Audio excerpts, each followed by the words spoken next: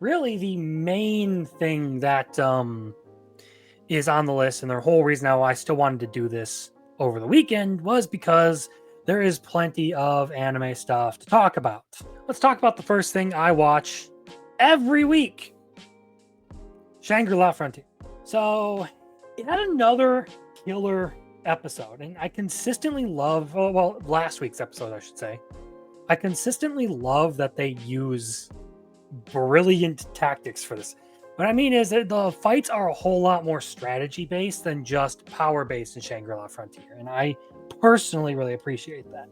I like that they use Sunraku's ability to adapt and to shifting tides of battle and all of that in ways that really make you feel like you're back in a game with your friends in like 2014, abusing mechanics. And yeah, it's that episode was great. And then this week's episode, which I did get to watch because it's a Sunday, I like that we are going into yet another new game, and they do use a lot of CGI for that, but I feel like in this case it's justified because it is a game and it looks very like gamey when they use the CGI for that. So I can respect it. I like that the combat is still really well animated for that. And it's going to be exciting to see Sanraku go up against one of the top players in this particular game. So with that, I feel like it still hasn't given me that wow factor that would put it in the top bracket, but it is very good. You know, while it's on my mind, I might as well go over Talker. Because, well, Shangri-La Frontier is staying exactly where it is. I do need to talk a little bit about Talker.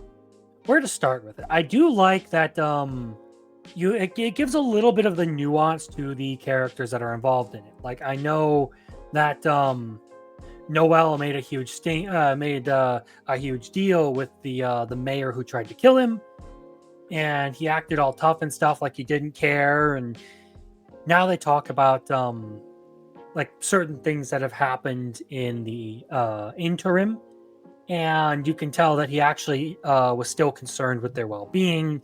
He was just pretending like he didn't care because it was something that he needed to do. I respect it, honestly. I like the characterization. It's also shown that he definitely deserves the strategist title because he is very good at manipulating things and getting the results he wants. So having watched a couple of episodes of Orb this week, I think I'm actually going to move this up over Orb just because I like this particular one more. Although, as far as Orb goes, we'll get to it eventually. It has been pretty good, and it's gotten back a little bit more to the sort of things that I like about it.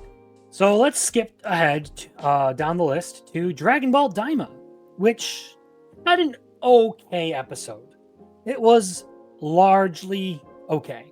And that's been consistently how I feel about it, but when it actually gets into the things that I like about Dragon Ball Z, like fights and transformations and hype moments, it does really good.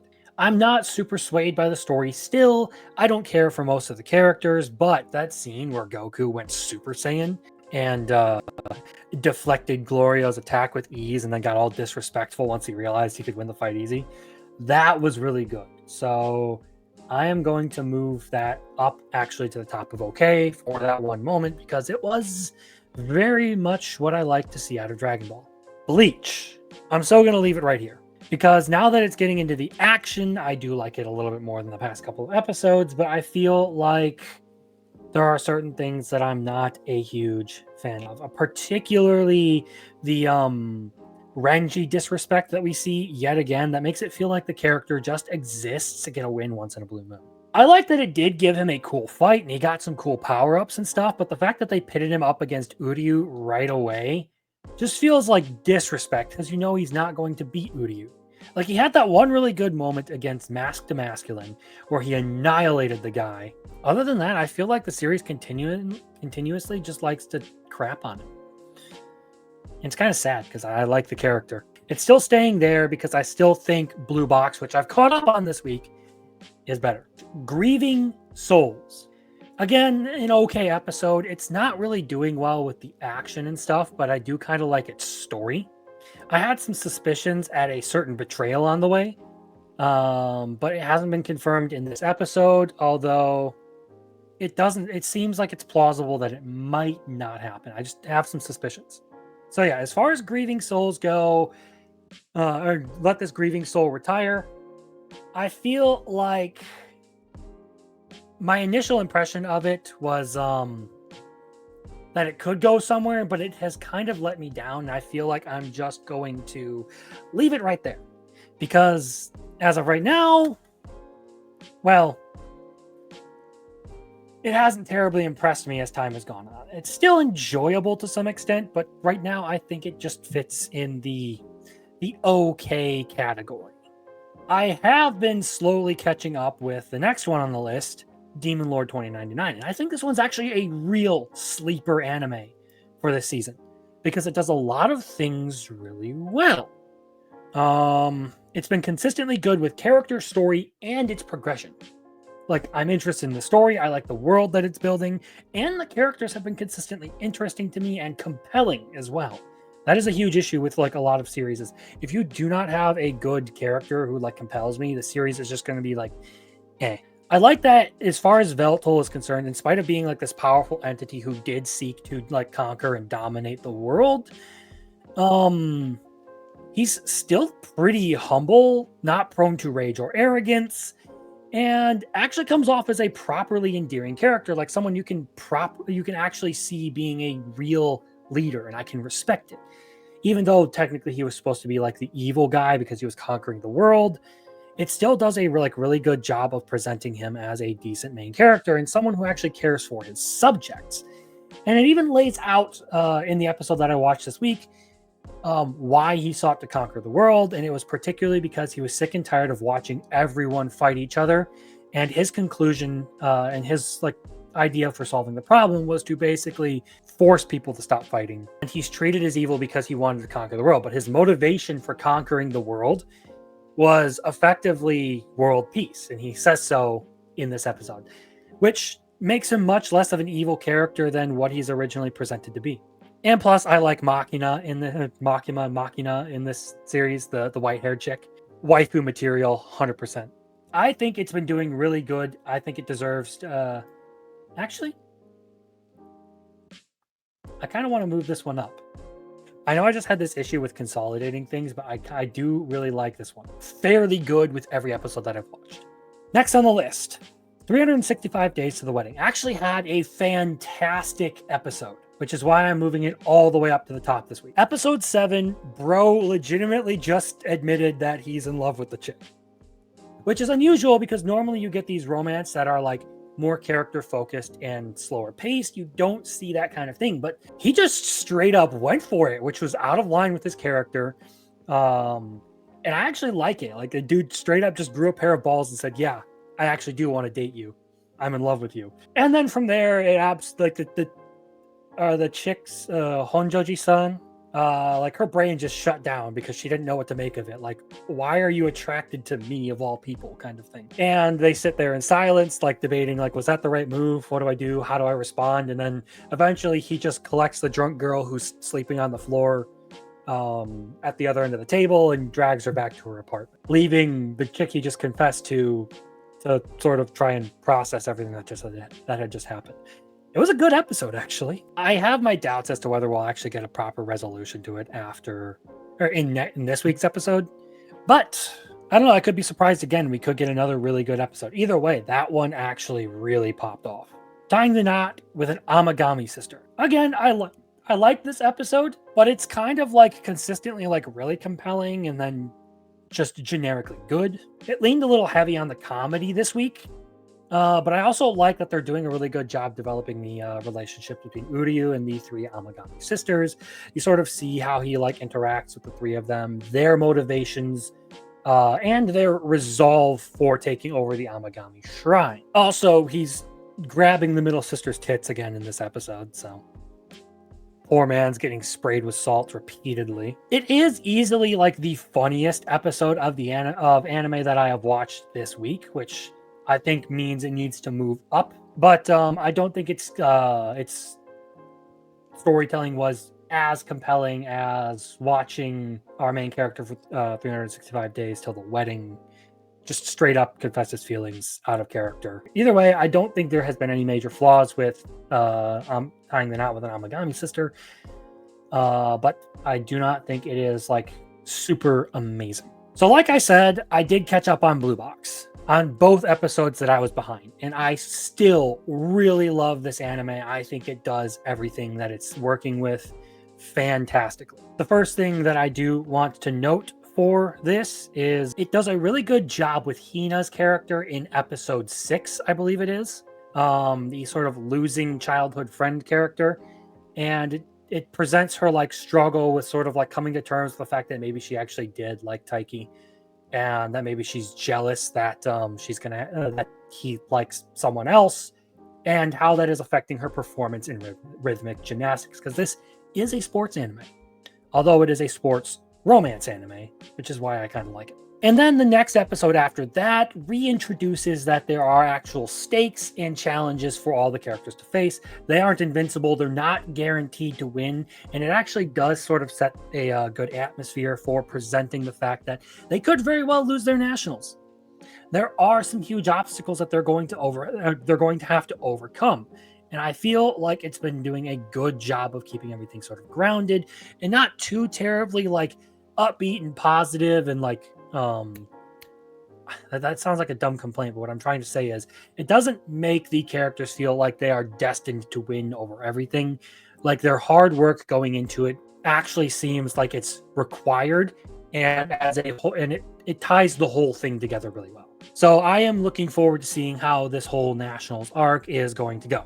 I also managed to catch up on You Are Miss Servant because the site that I was using finally uploaded the right episode, so I watched 2 this week. And both were good at exploring different elements. I think we got a good bit of backstory on some of the characters and why they are in the positions they are now. It sort of presented like why Hideyoshi is living on his own, his whole like frayed relationship with his mother, and it also sort of presents why Yuki came to his house and started being a maid in the first place. It also gives us some hints at some potential world building. It presents some very interesting prospects, like one of the old men who's just working in the area potentially being like a really high-end assassin. I like that the creators and the studio by proxy has done really good with like expressions and stuff and making certain instances more funny than they normally would be. That mild humor is a good touch, and it's still consistently a heartwarming, relaxing series to watch. I know we had that little bit with Grace where it was like high stakes, high tension kind of stuff,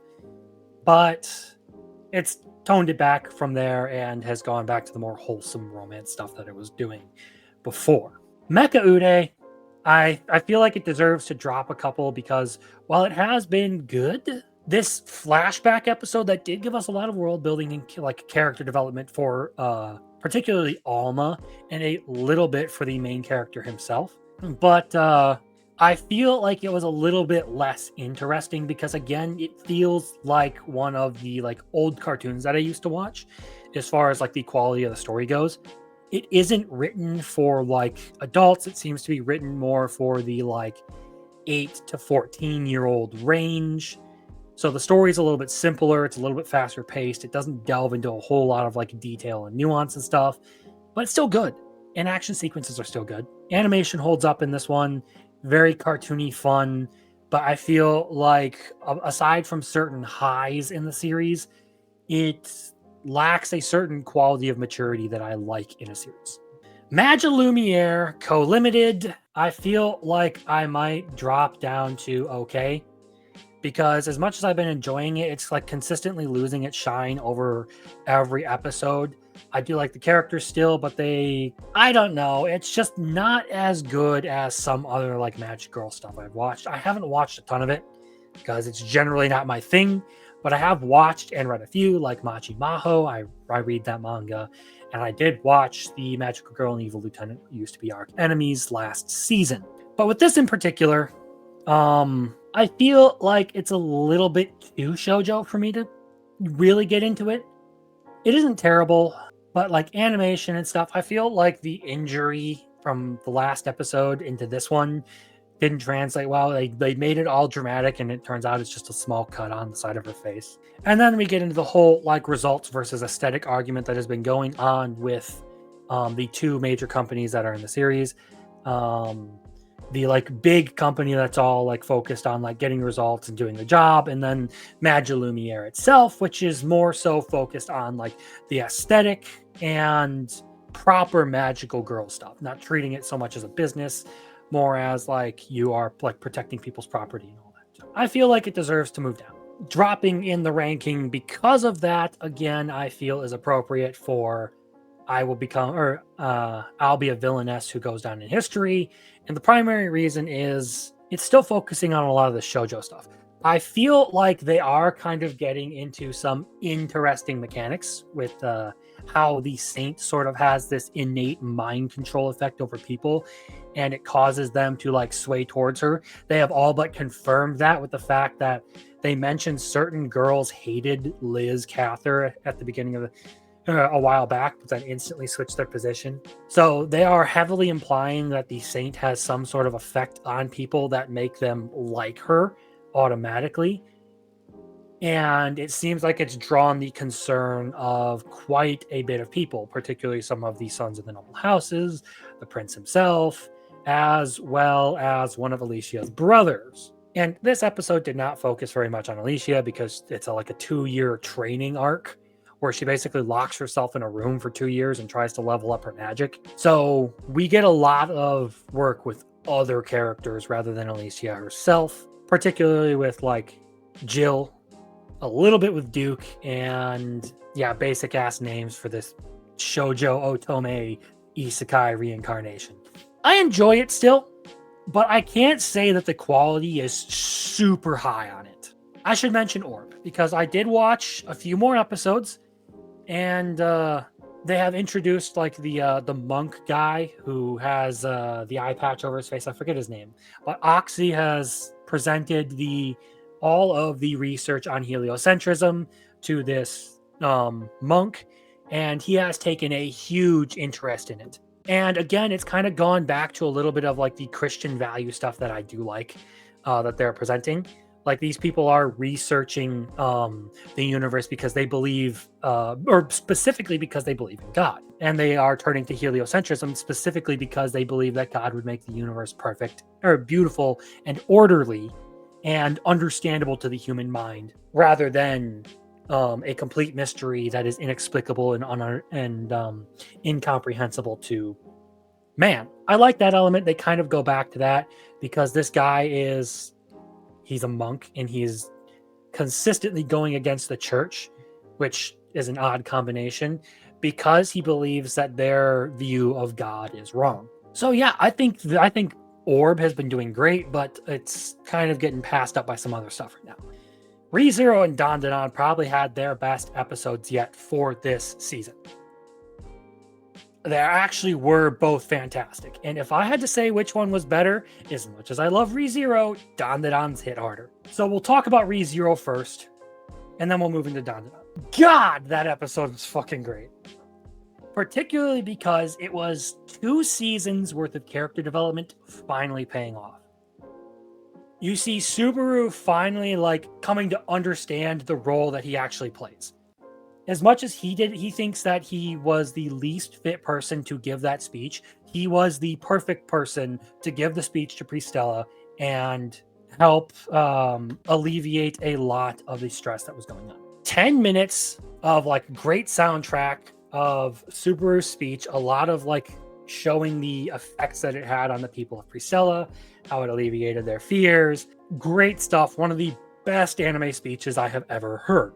And then, of course, at the end, my boy Reinhardt Van Estrella shows up, ready to join the fight. And the counterattack is going to be great. I shared the meme, the Wedding Crashers meme. And this Wednesday, they'll actually be going over the lineups. But I think it's pretty obvious that it's going to be Subaru and Reinhardt versus Regulus Corneas. It is basically going to be an unstoppable force meets an immovable object. The 2 most powerful characters in the story fighting it out. The Archbishop of Greed and the Sword Saint. And then Subaru is caught up in the middle, playing a very crucial intelligence role. But yeah, I loved this week's episode of ReZero. It did a really good job of adapting that speech. Like, it's one of the highest rated episodes of ReZero to have come out. It was up there with the Outside of Madness, which was previously the highest rated. I think temporarily this dethroned it, and then it came back down a little bit. But yeah, I think they nailed the soundtrack. They nailed like all of the speech, and it's really good to see the payoff on Subaru's character after 2 seasons. Like you finally get to the point where like he's sort of overcoming some of the issues that he has dealt with up to this point. But that said, we do need to talk about the best episode of anime that I have seen this week. Not just this week. I think just about all year. Daon episode 7 is a freaking masterpiece. Okay? Daon can be really goofy and fun. And one of the things I do like about it is that for the most part, it is just goofing off and being fun and all of that. But when it wants to give you like a really like hard-hitting moment, it does that fantastically. And this episode did a really good job presenting like the whole Acro Silky story. And like this like wholesome relationship between a mother and daughter being like torn apart by the horrors of the world. Brutal on the emotions, and I love it. Like there are very few things that have legitimately ever like moved me close to tears. Grave of the Fireflies, there was the sounds that make you want to cry out of ReZero. Even that speech was like kind of like a positive thing, like, but this is probably the one that hit me the hardest of all the things that have ever like really made me just like depressed. This one fucked me up because by the end of the episode, I was like, I gotta take a minute to collect myself because, yeah. The one thing I will say is I wish they would have just gone with a cold ending rather than playing the outro, because I feel like the outro kind of like ruined the effect of everything that had just come before. Because like it ends on like this really like cathartic, somber note. And then it goes into that outro of Turbo Granny fucking around, and I'm just, why you gotta do that to me? But yeah, this episode of Daon was absolutely freaking fantastic. Probably the best episode of anime I have watched all year. And that's saying something because there have been some really, really good showings this year. I actually feel like I need to move that one up